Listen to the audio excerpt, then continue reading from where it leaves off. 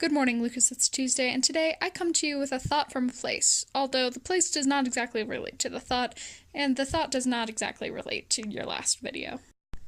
So, as you know, both of us are fairly academically strong. We both grew up in GT classes that turned into advanced middle school classes that turned into AP classes, or will turn into AP classes. And while there's absolutely nothing wrong with that, how did we end up here? Well, for me, it started with a test I took on my 5th birthday. They asked me to draw pictures, tell left from right, do things that I was able to do because I had college-educated parents who sent me to preschool and were able to help me learn those things. From the test, they determined that I would be in advanced kindergarten with a group of kids I would roughly stay with until 5th grade. I remember that in my class, almost all 30 of us had college-educated parents. I never really thought much about it, but looking back, that's a serious issue with the system. First of all, to take the test at all, you need someone to take you there in the middle of the day on a weekday.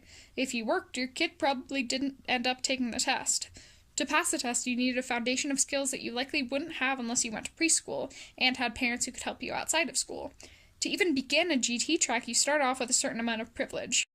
And while it may not seem important, most of the kids who ended up in advanced tracks in middle and high school were in GT tracks in elementary school.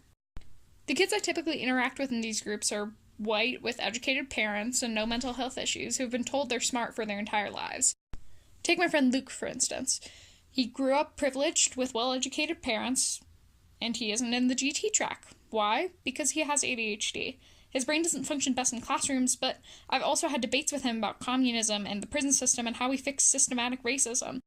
And while a good number of those kids are, in fact, intelligent, isn't it a little bad that our definition of intelligence in school falls under such slim characteristics? Luke is one of the most intelligent people that I know, but because of the way school systems work, he doesn't do well in classes, and he even believes that he's dumb. This is what our system does to kids with mental health problems, to immigrants and kids with working parents, and I don't know how to fix it. But we can start by understanding that intelligence doesn't equal ability to do well in school. Intelligence is diverse, it comes from a variety of forms, and certainly can't be defined by a person's race or class or mental health. But it frequently seems that intelligence is a gift given to some, not others. Unfortunately, that's just how school works right now, but I hope that one day our world will recognize that schools should be built to teach everyone, not just the privileged. Lucas, I'll see you on Friday.